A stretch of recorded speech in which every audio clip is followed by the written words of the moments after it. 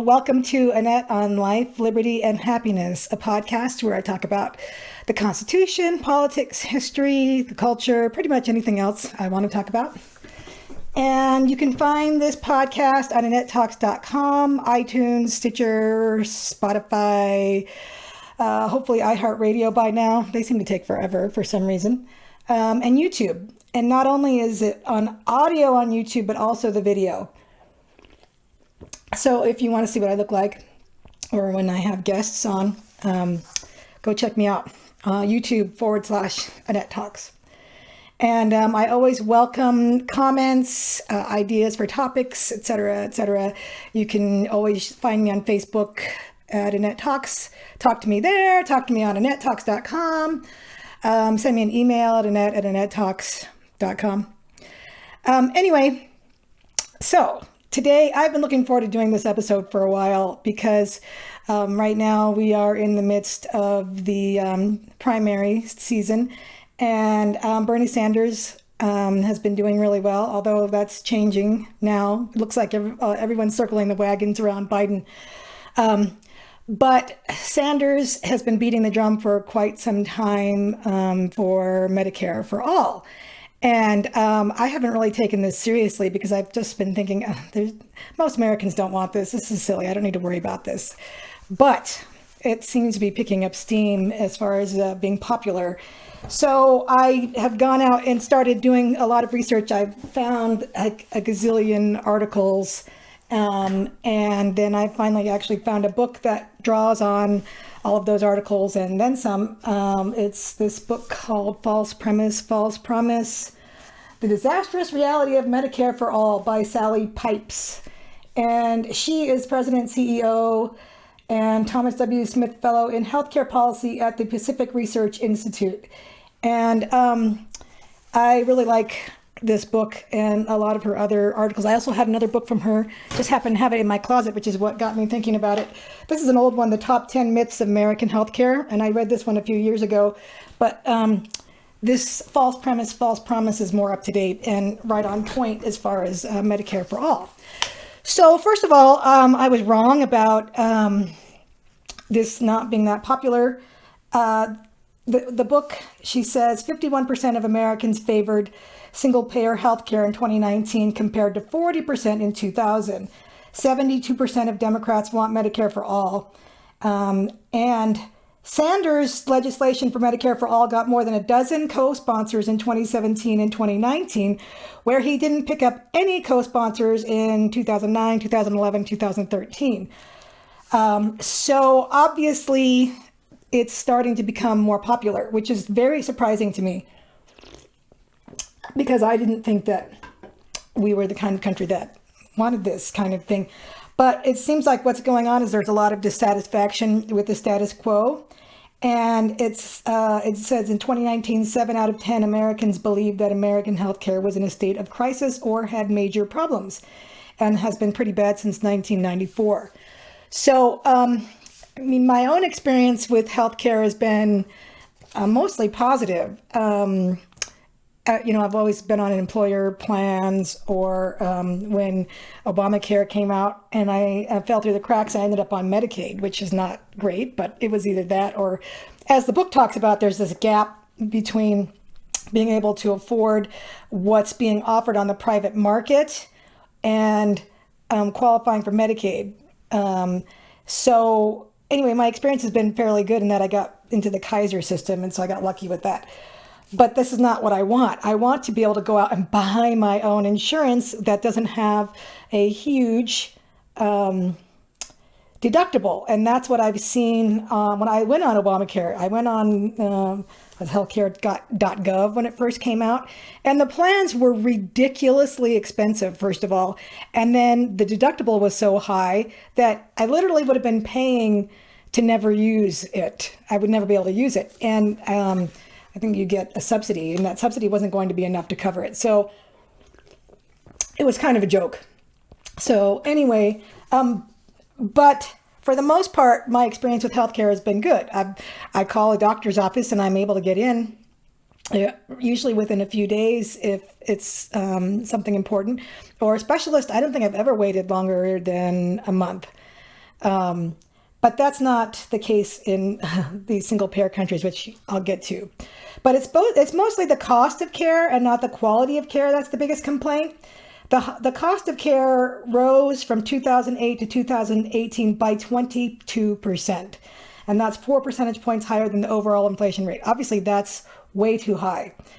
So insurance premiums increased 54% between 2009 and 2018 to just over $20,000. Wages have grown more slowly, so healthcare insurance is taking more and more out of our paychecks. So obviously that's a big problem. Obamacare was supposed to lower the cost of care and ensure that no one went without coverage. It didn't do either thing. Average individual market premiums doubled between 2013 and 2017. Obamacare went into effect in 2014, so it had the opposite effect. A lot of us have known for a long time that the goal of Obamacare was just another step towards single payer. Obviously, that's doing the job because if Obamacare comes along, screws things up even worse. Prices are much higher. Insurance premiums are much higher. So what happens? Everyone's totally dissatisfied and says, we want single payer, we want single payer, because what they're hearing or what they're thinking is free healthcare for everybody. And I need to talk about that because obviously that's living in la la land if you really think that everyone in this country is going to end up with magical free healthcare and it's going to be great. It's not going to cost anybody anything and you're going to have all the doctor visits you want, all the best care you want. It doesn't exist in this world. Anyway, so another 20 million people gained insurance through Obamacare, but most of them ended up on Medicaid, like myself. You know, I'm not the only one that fell into that little gap. So by 2018, 27.5 million people were uninsured still. So we still have that. And that number has always bothered me because I think, okay, most people either in a job where they can get health care or they're on Medicare or they're on Medicaid. So where are these 27 million people coming from? And I'll get to that towards the end of my episode because I've always thought that number was wrong. All right, so Obamacare's failure left Sanders with an opening to claim that it was the private market's fault that insurance went up and that only the government can solve the problem. And Medicare for All's advocates point to Canada and the UK as examples of how it should be done. They want government-run single-payer healthcare. So what I want to do is take this step by step. One of the things that you hear lately is that a lot of people on the left, Obama, Ted Kennedy said this, Clinton, now Sanders and Biden are all saying that Medicare or healthcare is a right. That's like this buzz expression. It's a right. Everyone should have it.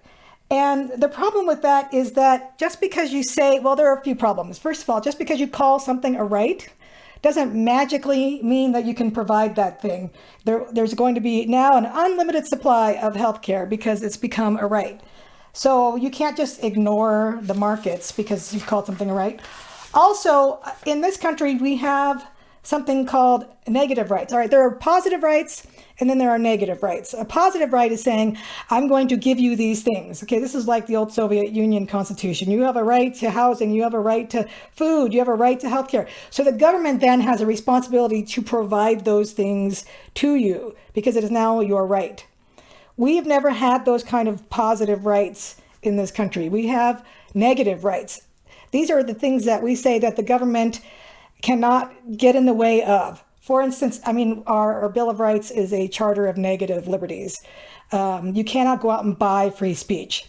What you can do is set up a government that it's their job to make sure that you have free speech. They do not get in the way of you using your rights to free speech, bearing arms, etc. So we have negative rights. The Declaration of Independence states that everyone is endowed by their creator, not the government, with certain unalienable rights. Among these are life, liberty, and the pursuit of happiness. And to secure these rights, governments are instituted among men. They are put there to make sure that we maintain these rights that we were already born with. That's always been the philosophy here in this country, which is what makes it unique, what makes it special. So negative rights are, like I said, they're found in the Constitution. It's much easier to define and to secure these negative rights. Okay, we have a Bill of Rights that's 10 amendments that goes into them, very generally. It's a lot trickier to define positive rights. For example, what does if everyone all of a sudden decided that we were going to be a more Soviet Marxist style government, which is what Bernie Sanders wants, and we said we're going to amend the Constitution and we are now going to add a bunch of positive rights. Or maybe we're just going to ignore the Constitution like a lot of people do, but we're going to have positive rights and healthcare is going to be one of them. What does that mean? Is it just a right to free medical care? Is it a right to quality medical care or efficient health care? Does it mean that you have a right to get in to see a doctor within 10 days, a specialist within 20 days? Do I get to have all the same health care as everybody else? Is my state going to offer the exact same health care as California? I mean, obviously, there are huge, huge issues that go along with a positive right. And it's like, if you wanted to have a right to food, okay, what does that mean? Because if you're going to have a right to healthcare, shouldn't you first have a right to food? Because you can't live without food, right? Or water, and you need housing. What shouldn't you have a right to all those things? This is the road that the socialists will take you down. You can't have a decent life if your belly is not full and you don't have a roof over your head. So government should guarantee those things. So what does that mean? If you have a guarantee to a right to food, does that mean a certain number of calories per day? Do they have to be good calories, or can you have, a little government card that lets you go to McDonald's? Or do you have to buy X number of vegetables? If you have a right to housing, what does that mean? You just have a right to, everyone gets a bedroom and a bathroom? Everyone gets to live in the part of town they want to live in? There are obviously huge, huge problems with this. And what are the trade-offs that come with that? In healthcare, we're going to get into this later, but do you think that the government's not going to tell you how you need to live your life? In England, they won't give you the surgery if you're too obese or if you're a smoker. This is the problem. If the government, this is something that I had to explain to my classes when I was teaching political science at ground campuses. When government gets bigger, your liberties get smaller. That's just a fact of life. There's no way to get around that. When you give somebody else power, you lose some of yours. So if we're going to go down that road of private or positive rights, what are you willing to give up as far as your own rights? Are you going to give up your right to choose your doctor, to smoke if you want to be overweight if you want to? Are they going to start telling you that you need to exercise every day? I mean, that's not illogical. If the government is going to be expected to pay for your health care, shouldn't they be able to tell you to be healthy? Anyway, so that's the kind of thing that you'd be looking for. I would rather go with rugged individualism and get to decide what I want to eat. If I want to smoke or drink or any of these other unhealthy things, I don't want the government stepping in and telling me I can't do things.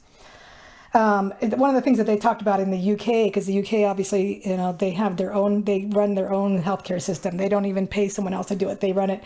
And they have instituted calorie caps on fast food restaurants to try to reduce national caloric intake. They also tax sugary beverages. So if you're a soda company, you're paying an extra tax.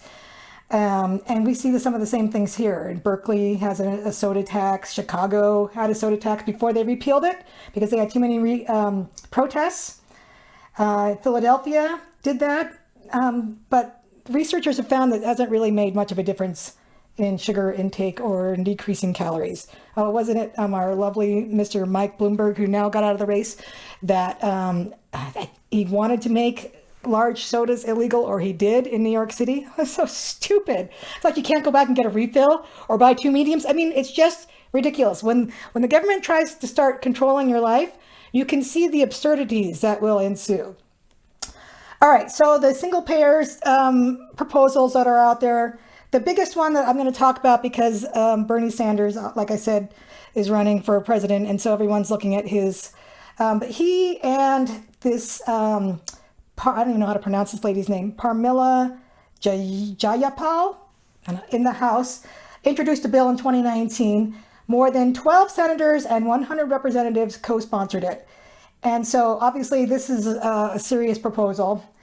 And the CBO, Congressional Budget Office, said that government spending would increase substantially and potentially lead to lower quality care for patients. That's another big question. Even if you still think, okay, yeah, I want the government to take it over so that everybody is covered and I don't ever have to worry about it again. I just know the government will cover it. Are you willing to give up the quality that you have now? Are you willing to have lower quality healthcare than you have now so that you know that everybody has it? Just start thinking along those lines.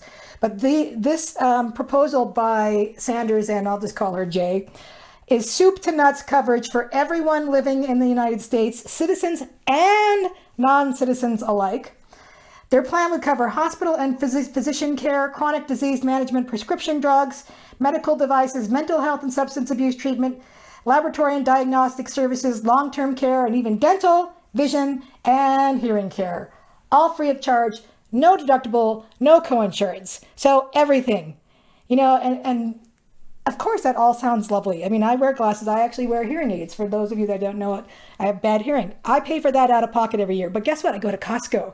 The free market is great. They are much cheaper than other places. I shopped around. I found that Costco was really cheap. Anyway, Sanders envisions a modest copay of up to $200 for prescription drugs. Jay eliminates even that. So patients could, in theory, see doctors on demand with no referrals, pre-authorizations, or provider networks. Jay says patients will have complete freedom to choose the doctors, hospitals, and other providers they wish to see without worrying about whether a provider is in network. So obviously she's trying to say this is going to be so much better than some of those terrible healthcare or insurance plans you've been on before. And Medicare for All would be more generous than the existing Medicare program. Nearly 1/3 of the beneficiaries of traditional Medicare rely on current or former employers to supplement their coverage. I don't think most people that are not on Medicare realize this. Medicare does not cover everything. 29% buy additional coverage on their own on top of Medicare's baseline benefit. 22% receive supplemental coverage from Medicaid. So Medicare is not doesn't pay for everything. Those who don't have supplemental coverage under the existing Medicare program face the potential for unlimited out-of-pocket costs, a cap on the number of days that they can spend in the hospital, and 20% coinsurance for outpatient care. So by making care free, Medicare for All would prompt unlimited demand from patients. So I want you to hear that again. It would prompt unlimited demand from patients. So if you're someone who wouldn't ordinarily go to the doctor if you knew it was going to cost you money on Medicare for All, heck yeah, why wouldn't you go for every little thing? Oh, I found a wart on my thumb. I've got to get in there. I've got a cough. I've got to get in there. People will start going for everything and anything. And this happens. One of the things that they do in England, because England covers everything, including prescriptions, is people are getting prescriptions for shampoo and body wash. I don't know how that's happening, but obviously they're getting that for free. This is how people will abuse a system when things are free and there's no patient responsibility at all. But there's a limited supply of doctors, hospitals, etc. So meeting the increase in demand would be impossible, which obviously means that you have to do what they're doing in Canada and England, and it's called rationing, and we'll get there. No other country in the world offers anything like what Sanders and Jay are proposing. Canada and the UK require some cost sharing. Out-of-pocket costs, usually high on things like prescription drugs, account for about 15% of national health expenditures in each country. The same goes for Denmark, Norway, and Finland, where out-of-pocket spending costs account for 13.7%, 14.6%, and 20.4% of national health spending, respectively. So in other words, no other country, and somebody on Facebook told me the other day that they thought Sanders wasn't modeling his healthcare after Canada. It was after Denmark. Well, Denmark doesn't have free prescriptions either. So obviously, Sanders and Jay are modeling it after nobody. It's just a pie in the sky. We're going to make it happen. It's like they're magicians. We are going to wave our magic wands and make it happen. Sometimes I think when people hear that the government's doing something, it's like they envision this. There's just these blank checks that the government can write a check. And as long as the government writes a check, it's free. It's just provided. It comes from nowhere. All right, so this would end private insurance. Private insurance would be outlawed. The government would have a monopoly over the provision of health care, and doctors would be forbidden from accepting private payment for anything the government pays for. It nationalizes the U.S. healthcare system. This is in the bill. This is not me saying worst case scenario. This is what they're proposing.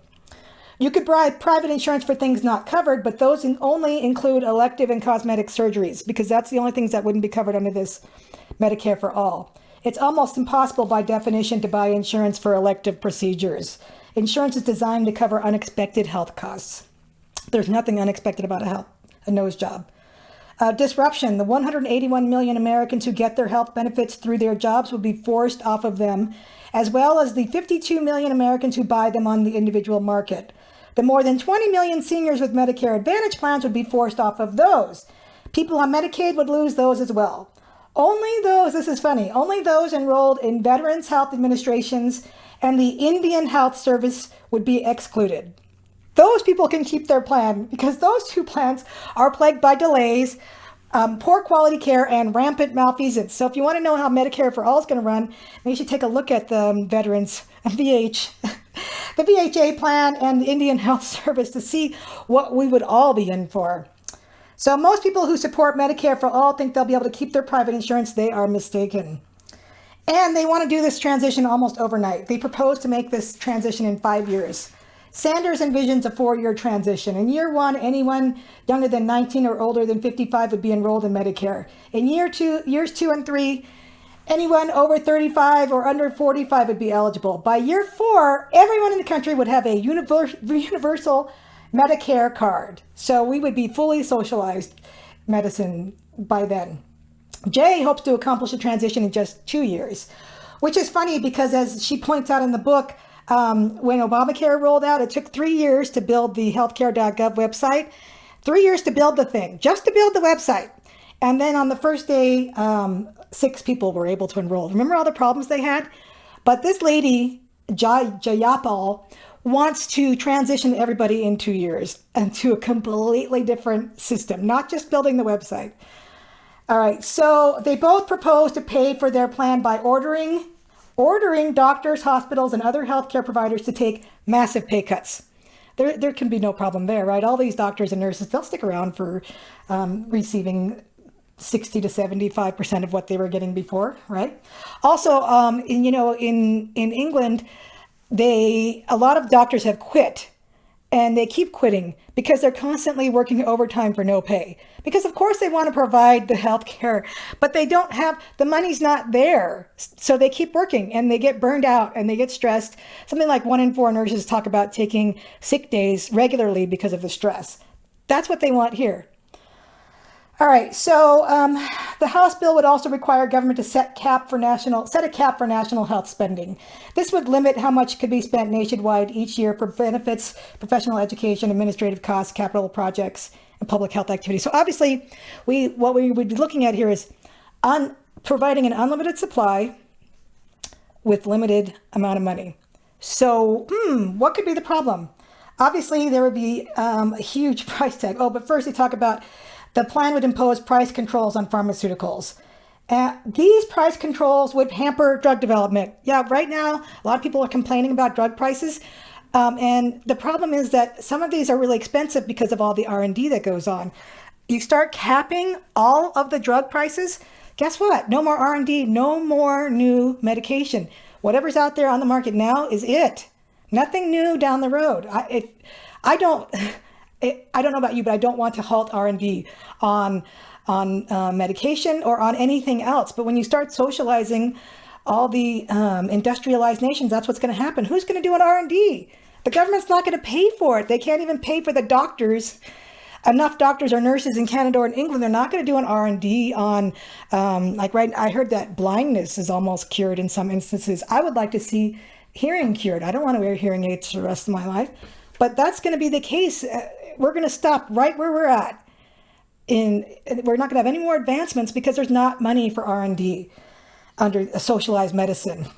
All right, so it's estimated to cost between 32.6 and 57.8 trillion over the next decade. It would increase federal spending by more than 55%. We're talking huge numbers here, people. Even doubling individual and corporate federal income tax receipts. So even if they doubled your income tax right now and corporate federal income tax would be insufficient to cover the cost of Medicare for all. So also Medicare is beset by fraud. Something like in 2017, they made $52 billion in improper payments. You don't think that's going to happen in Medicare for all? Of course it is. Huge amounts of waste. So it's too expensive. It's wasteful. If you want to know how bad the healthcare system is in Canada, watch or listen to my last episode that I did on one man's experience in Canada. He was an American that lived under the healthcare system here, moved to Canada, and then dealt with it there. Let me just throw out a few things. Sometimes patients are waiting in hallways for hours and hours in the ER. One guy got stuck in a bathroom. That's where they parked him. There aren't enough doctors. There aren't enough nurses. In Canada, they don't even pay for prescription drugs. So they are even more funded than what we're talking about in the US, and they're still falling way below. The problem is you can't get in to see your general practitioner. Once you get in to see him in Canada or in England, if you want to go to a specialist, you're talking about 4 months to wait to see a specialist. So people are dying while they're waiting for specialists. Or if they do become acute, they go to the ER, and by then it's too late. They've waited too long. They're already on their way out. Or they get there, even if they get to the ER and they're waiting. There are stories about ambulances in England where they are parked outside of the ER waiting because there's no place to put them in the ER. So they're in an ambulance waiting for up to an hour sometimes.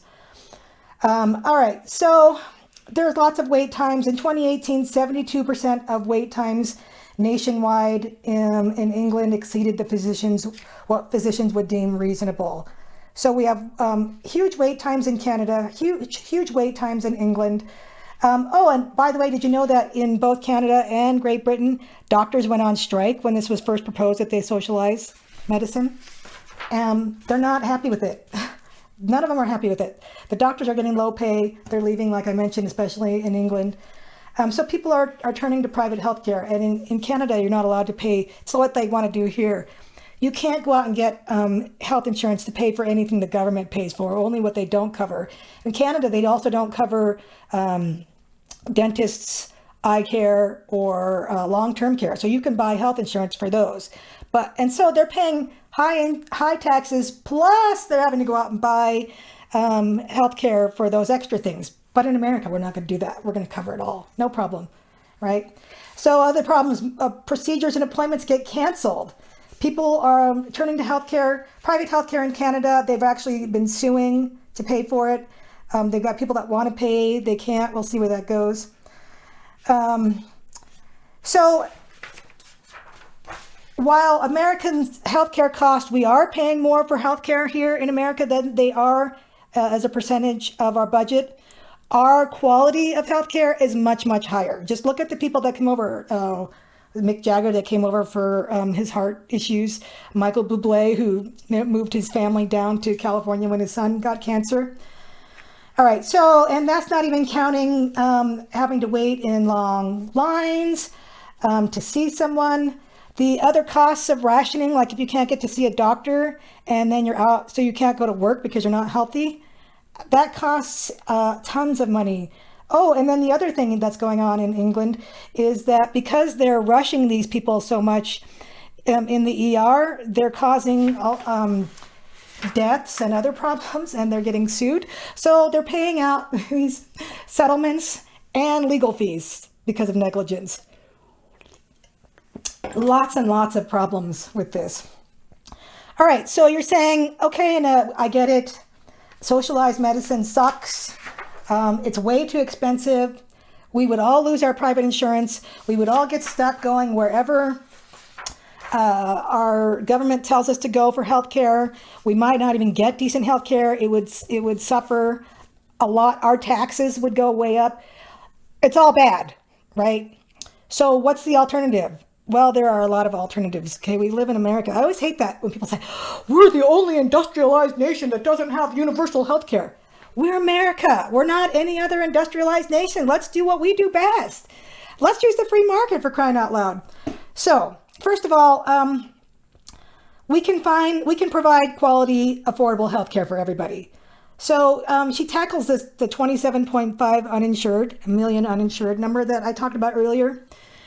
And this is what she says. Most Americans have health insurance, and it's easier to improve what already exists than to create a brand new healthcare system, from scratch. The United States is already at almost universal coverage. Only 28 million are uninsured. That's less than 10%. It shouldn't be hard to get them insured. And she says, according to the American Enterprise Institute, 2/3 of those that are uninsured are either eligible for publicly subsidized or employer-sponsored plans, but just haven't enrolled. Okay, so that's what I was thinking. Who are these people that are either working for a company that provides insurance, or there's Medicaid or Medicare that they're not on? So 2/3 of them just aren't enrolling. So first of all, we need to get them to enroll. So if we're that concerned about it, let's do what we need to do. Do we need an ad campaign? Do we need to send them letters? I don't know. But, people are out there. I mean, for a while, I just wasn't on anything. I didn't want to be on Medicaid. I didn't want to be on a government program. And I wasn't working for anyone full time. So I just went without. I went without in college as well. Why is that a problem? I mean, I'm taking my own chances in my own hands. Then Obamacare came along with a mandate. And I said, I guess I'm going on something. Anyway, so 2/3 of them, we get them onto something. Another 2 million are ineligible for employer coverage and for premium credits under Obamacare, but come from wealthy families. So these are people that can go out and buy it on the individual market. They just aren't. So there's no reason we shouldn't be covering them. That leaves only 2.5 million people, or less than 1% of the total population, who are in the country legally, because we're only covering legal people. We can dispute that if you want, but we're talking about legally. Had low incomes and did not have access to an insurance plan. It would be cheaper for the government to give each of these 2.5 million people $1 million than to implement Medicare for all. In other words, we can cover these 2.5 million. We don't need to create Medicare for all and socialize the fifth of the economy to cover 2.5 million people. All right, so now that we've talked about the numbers, here are some of the obstacles some of the things we can do. Get rid of Obamacare, get rid of mandates, regulations, and taxes. This will lower costs right away. Like I mentioned before, Obamacare made everything go way up. So let's get rid of that. Let's equalize tax treatment between employers and individuals. $1 of untaxed health benefits is worth more than one taxed dollar of wages. Employees end up consuming more care than if they had to use tax dollars to pay for it. Employer-sponsored plans insulate patients from the true cost of their care. They have to look at their pay stub to see how much of their paycheck goes to healthcare instead of having to write a check for it as they would with other forms of insurance. So in other words, let's take health insurance away from being an employer benefit and let's give it to the individuals to do. We can have our own tax-free money that we can save. I look at it this way. If employers stopped offering the benefits and just started giving us more money, we could then take that money and save it. In the second idea here, or the third idea, is to expand the use of HSAs. So let's take that money and stick them into HSAs, which are also going to be tax exempt. So this injects consumerism and price consciousness into the healthcare market. People are wiser stewards of their own money. HSAs right now are not available to everyone. They should be made available to everyone, not just to those with high deductible plans. People should be able to use their HSAs to buy insurance premiums, which they aren't currently allowed to do.